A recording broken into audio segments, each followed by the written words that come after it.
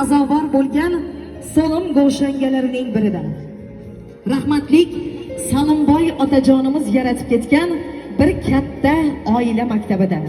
Hurmatli va qadrli Tojixon hoji onajonimiz, Baxtiyorjon akamiz, Shoiraxon opamiz xonadonlarida katta to'y, katta tantana, katta shodiyona, quvonchli kun desak, aslo mubolag'a bo'lmaydi.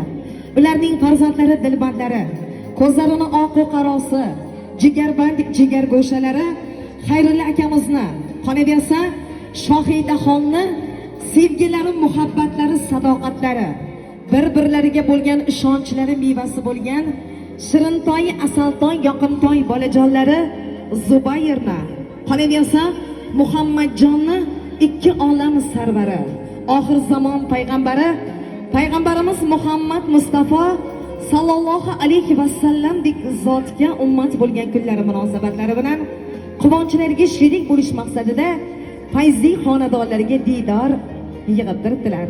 Men nazarim, xonadon sohibi sohibalari har biringizni ostingizga mehrdan to'shakcha to'shagan bo'lsalar, oldinglarga dasturxon yozdilar.